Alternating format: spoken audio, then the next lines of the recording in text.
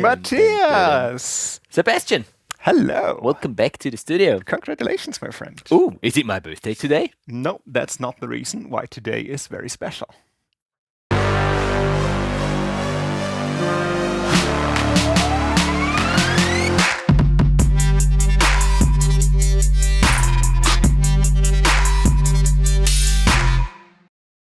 Okay, Matthias, you had time during the intro to think about the reason. Any ideas? I have a few, but I don't know if I can mention them in this format here.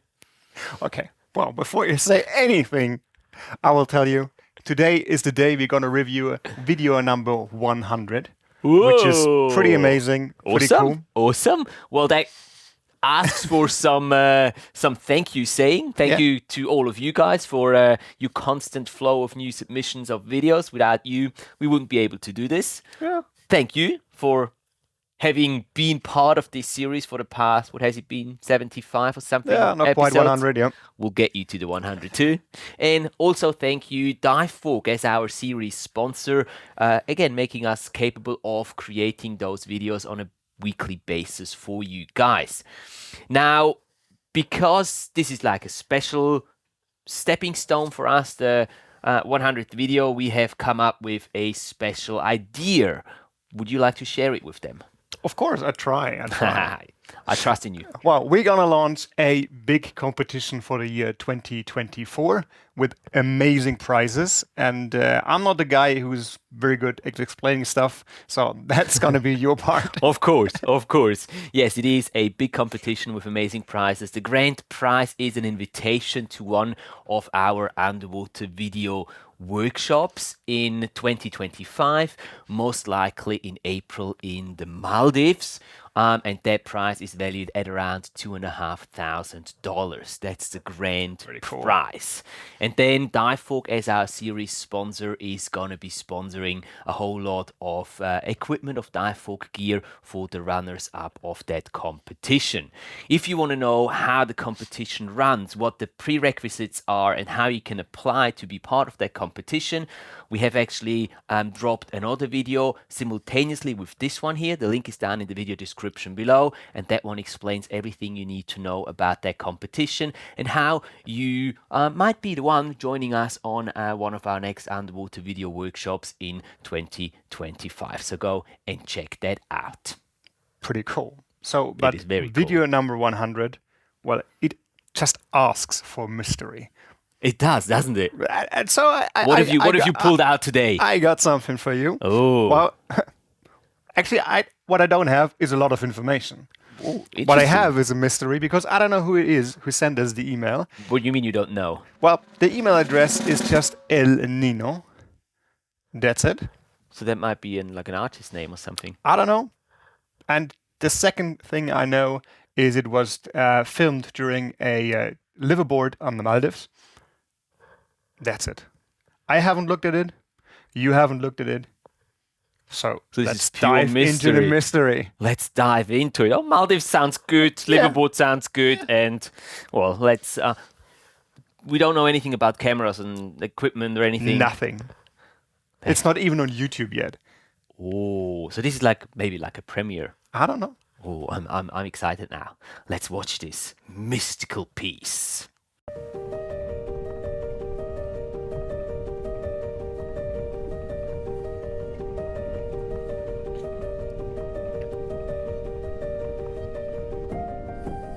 I see that we have a big increase of shark sightings, which is really good because there was some time that it was really less sharks. There were really less sharks, but then they changed some laws, and that's a good thing to see how fast the reefs can get healthy again. And also some parts that the reefs disappear and that they come back after 3 years like a full garden of table corals.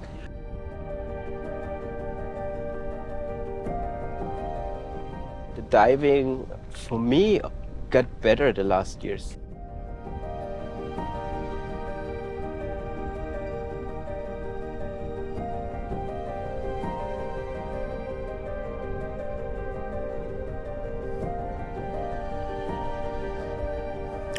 Ooh.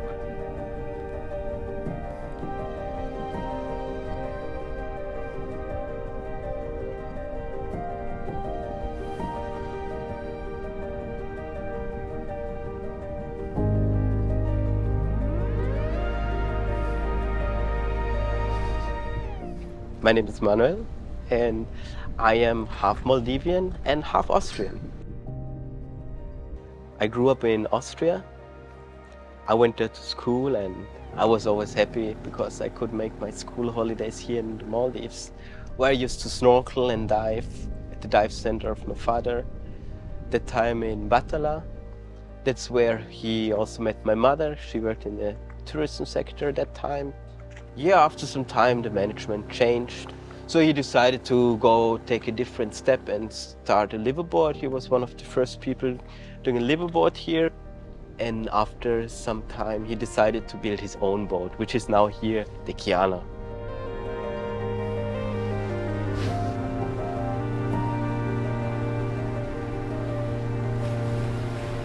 The Maldives are my home, especially underwater, because I think the most pretty things for me are under the water. And I really dived some reefs more than 20 years, and I always get back to these places. And I used to go to the same parts of the reef almost every dive, and the parts, they feel like homes, just special areas in the reef.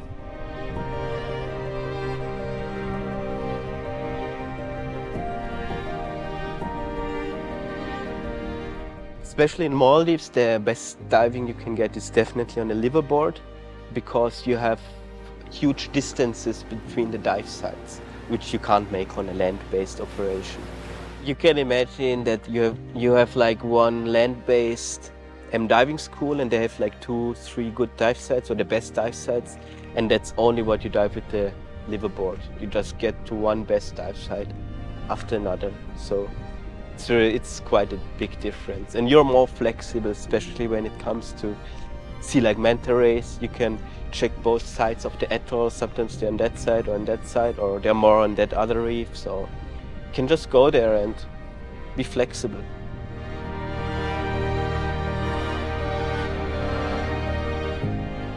Our dive style is not that strict. Usually we jump together, of course, but if people want to dive alone, they can do that. And we see as a guide if they can handle it, and they can do it. And that's what many people like, why they dive with us. They can be free if they want. It's not so strict. And also what many people see is that we understand how the marine life works, like where there's sharks, how to position yourself in the current, and how to jump exact point so that you don't have to paddle that much, and how to position a cameraman or camera woman to make a perfect shot for what they want to see. And I think we have a lot of experience, and that's why we say we have most probably the best diving in Maldives to offer here on the boat.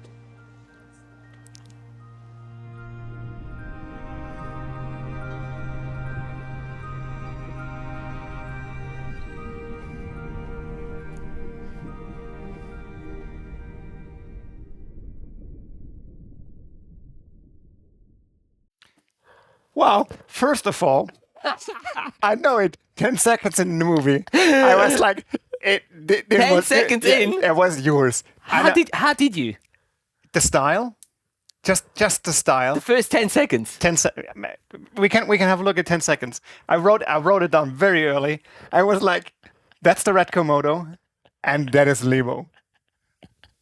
Well, nicely done. Nicely done. I guess you just know my work too well. We've just been working together for too long. Yeah, pretty cool. And I was like, damn it, can it be? And then I saw the liveaboard's name. Yeah. And I was like, okay. And then I saw who was it in the water? Come on, Marty. Yeah, I think it was Marty. But he was right at the end. Yeah. Then I was very sure. It's like, okay, that can't be a coincidence. I had Adi in one of the shots too. Yeah, that would but be too obvious. It was too many fish in front of him, so I tried to get a shot where you wouldn't see his face.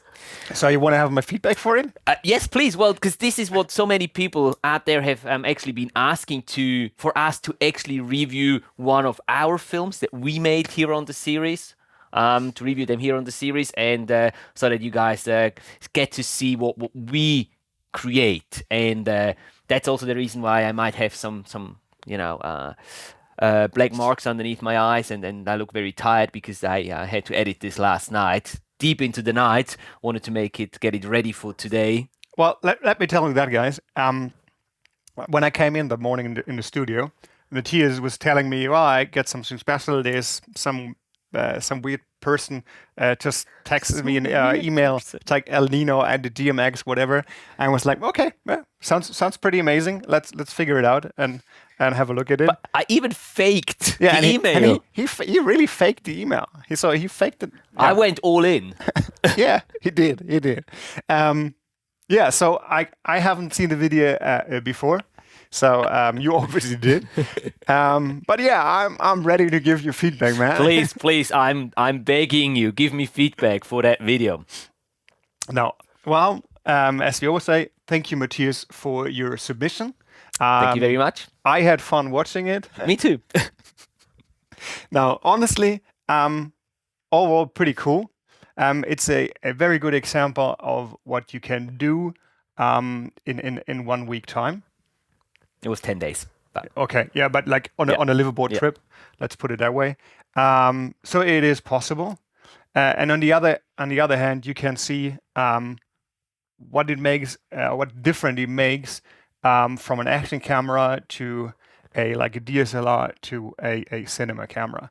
And maybe you can tell me that. I think every shot was with the Komodo, or was the interview scenes with something else? The interviews were with the Canon R6 Mark II. Okay.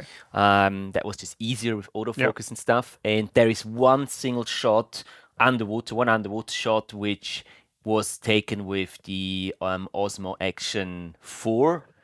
It's the shot where Manu, the guide, when he talks about how they lead the dives and how he was, signaling okay to someone and pointing down the reef. Because I didn't have any of, I didn't have a shot like that with the red, so I needed a shot like that for the story to work, so I just included a DJI Osmo Action 4 shot, which, in my opinion, it's a short sequence, it's a short shot, so you don't really, and I really spent some time matching that to the other clip, so I think it works okay. It does. But everything else, yes. Everything else underwater was shot on the red. And then obviously the drone was the DJI Mini Pro 3 or whatever it's called. So well, maybe we can talk about the color and matching the camera stuff. Yes. Later, because I think it's a very interesting part. But well, when we talk about stuff like that, we talk about the story, and the story is there. It's like it's a beautiful told piece by Manuel, and well, that's, I think, just by coincidence. He has a very nice voice, like a very, how you say, sympathetic voice. Very warm. Very warm touch to it. Yeah. So yeah, it makes you feel very comfortable when you watch the video. And then obviously it's the editing part to put all the pieces together and display the right sequences in the moment. Because he was saying completely different things. I just just randomly placed them around. Obviously not, but no, but it's like it's a very good starting point if you have someone like him telling you something about a passion, something he loves, and then putting it all together. What I have to say is like the footage is very stable. Good work. Thank you. Surprisingly stable. Now, I think it's like, as you said, it's mostly is done with a red Komodo. It's a pretty heavy, pretty big rig, so I think it's easier to get it steady. But on the other hand, there are coming other challenges with it. So it's just not holding the rig in the water and then you get Yeah. stable footage. I think Yeah. it's like getting a lot of work into it to get where you are. Well, it's also, if I may just quickly jump in there, it's also most of the shots that were used in this film here, they were slowed down, right? So they were all recorded, like pretty much everything apart from some of the macro stuff, but most of the shots were recorded in 6K 40p, which is the maximum that the Komodo can do, and then slowed down to 24p on the timeline. So just that also gives it some added stability. I can't take all the credit for that stable footage. Of course. I know your footage. Well, and then framing, composition, and the variety of shots.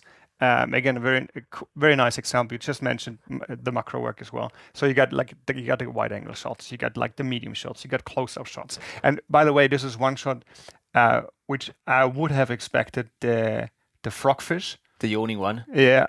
But I think was it the Maldives or was it on the Philippines where you filmed No, it was here. It was the here, same frogfish that we saw from the profile, but I didn't want to put it in there because I knew that was a shot that I showed you before, and if I include it in here, you'd instantly know. I saw him like, I know you.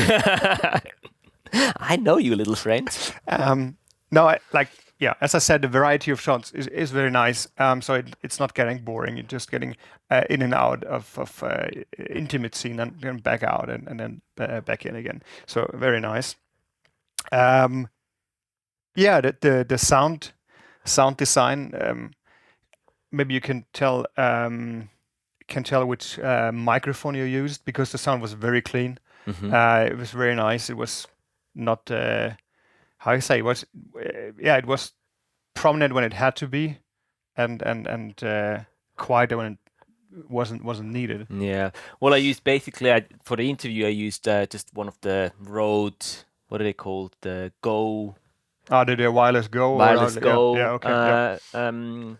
Microphones to record the interview with Manu, and then I had like several layers. I will actually include like a little screenshot of the editing timeline so people can see I have several layers of audio effects in there. So we have like for all of the underwater scenes, I have like a sort of an underwater atmospheric sound that just go through all of the underwater shots. Then when we're in the air with a drone, I have some drone sort of wind noises included in there.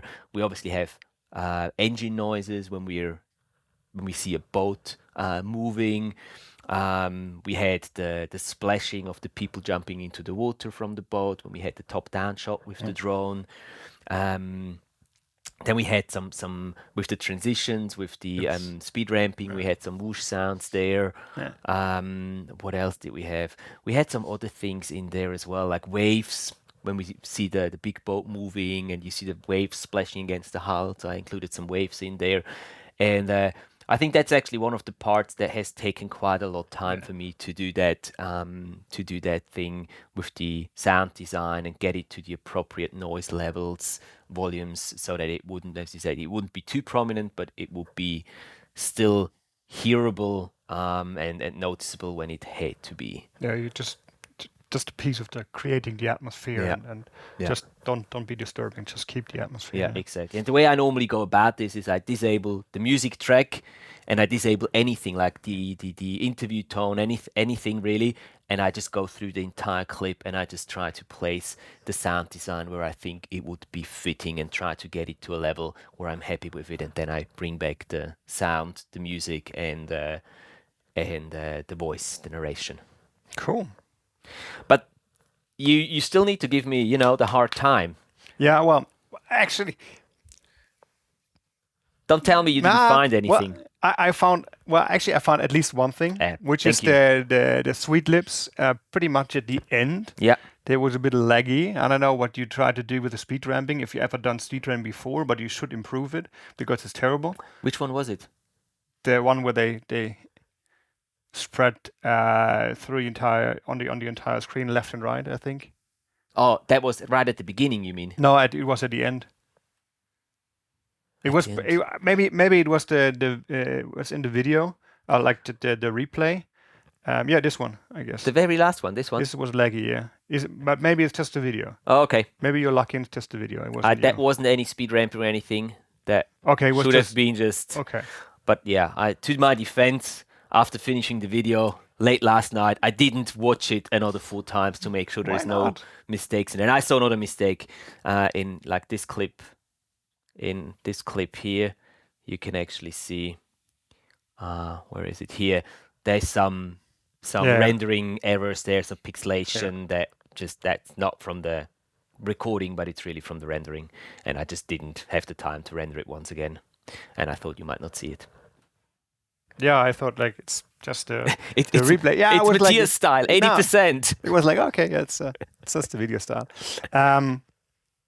No, to be quite honest, that's mostly the only thing I noticed, and I think the reason why I didn't notice other things is like the reason when we always don't recognize other things is the video is entertaining. It's like just Manuel is talking and really he sucks you in the story and you just follow him, and then I think you as a viewer you get very forgiving for mistakes because you just don't notice them. So if you would watch it over and over again, yeah, I'm pretty sure you would find a lot. I mean, even in the big Hollywood movies, like they do find a lot of mistakes. So yeah, I think the reason why we don't find anything is like it's entertaining, and that's the most important part. And then you can live with small mistakes or small imperfections in a film. Definitely. And I remember last night when I was editing this, and I had there's a couple of clips where I'm not entirely happy with the color grade that I achieved, with the matching, and I was struggling a little bit because some of the shots are quite dark, and I would have had to go much deeper into the color grading tricks to get it to where I really wanted to have it, but I really wanted to have it ready for today. So I compromised a little bit on this, knowing that it would still hopefully carry the message and the story without doing too much damage. It did. And I said before we want to put the color grading and cameras to the end. And I think again this is like we always say, don't match a lot of cameras. Try to keep it simple. And well, obviously you couldn't do like put the Komodo on the air, and you just mentioned the autofocus for the interview. It's easier with a different camera, but what you did is using similar profiles or cameras which work together, and we know that the red files work pretty well with the Canon the Canon log. The Canon colors. It's pretty amazing how they fit together. Where it's not just like put a lot on it working. You have to do a little bit of work, but it's easier than I don't know, fitting a GoPro or fitting a Sony camera or whatever. So yeah, and the DJI, it's drone footage. It's more forgiving, like matching everything.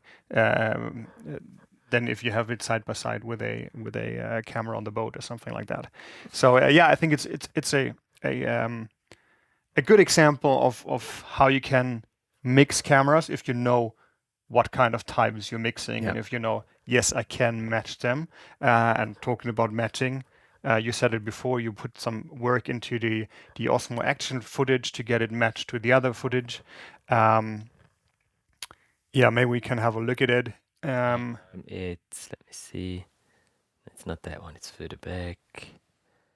It is. Yeah, this clip here. This one here. That's the only clip that was recorded not with a GoPro, not with a not a GoPro, not with the Red Komodo. And I mean, I was just trying, and here what I was doing basically, I was just trying with those two clips, because here it doesn't really make too much of a difference because we're coming from the air, so you don't really have a reference as to the underwater scenery, right? But then this one, I was trying to get the blues as closely to the blues in this next shot, which is again from the Red Komodo. And it worked quite well. It's all right. It's That's right. I had to do a lot of noise reduction on that one. It was I can imagine. It was very noisy. Okay. But it looks all right, and it's a very short clip also, so it doesn't really, and then we're going into a close-up shot, so there's not much blue here, and then we go into a slightly different color pattern there. But I think it works because we have that transitional it's shot in there. pretty bright in the on that shot. Yeah. Yeah. Cool. So you don't have anything smashing to or something revealing to tell me about this piece that I put together? This is your chance. You can say anything you want. I know. No, and honestly, I said at the beginning, it's cool, it's entertaining, it's very nice. It's again amazing in which time frame you did that. Not counting all the filming work, but like the editing work, because it's a lot of editing to get something like that put together in the way you told the story. It's very nice. Yeah. How do you see the length? Now we're just under 5 minutes, and I've chosen this length specifically because this is going to be one of the prerequisites for the competition that we mentioned earlier on.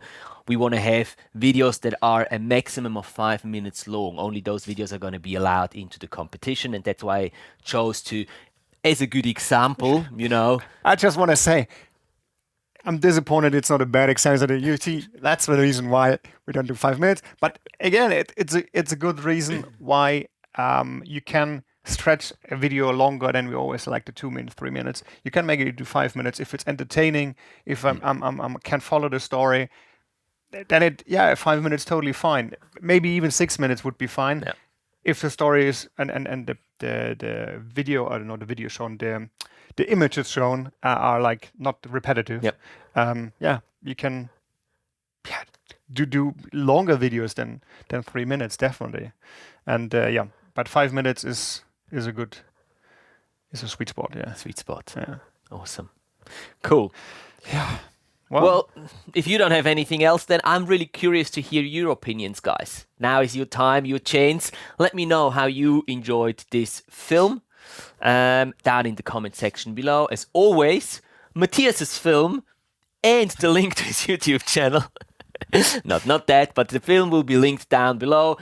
This video is going to be uploaded. It's actually, I don't think it's going to be publicly available at the time this video here goes public. It's still going to be on private, but the link down in the video will actually get you to that specific file. I will probably tweak a few things here and there until we get there. Also try to get the rendering issues out there and stuff, so that you get a perfect version that you can then watch on the channel. But it's going to be officially probably released sort of mid-May. Well, so hop over to Matthias' channel, leave a like, leave a comment. And a subscription. And if you have a film that you would like us to review here, then you know what to do. Send us an email to contact@matthiaslebo.com. And what should they write into the email? Just don't do it like Matthias did. Just give me some information. Tell me something about where it was filmed, the camera you used, like the lights you used, anything is special. Especially a name is highly appreciated. Well, looking forward to receiving much more emails. Yeah. Awesome. Cool. We are skipping the summary of this video. That's not really necessary today. But yeah, I hope that you were enjoying today's episode, and I hope that this insight into stuff that this time I create was useful to you. If it was, as Sebastian said, please let us know by hitting that like button and leaving a comment down below. And that's pretty much it from us, right? Yeah. Do you have anything else? No. All right. Thank you so much for your time and for watching, guys. Have an awesome week. Keep capturing all those amazing underwater adventures of yours. And we'll both see you back here on the channel next week. Take care. See you next Thursday. Bye-bye. Bye.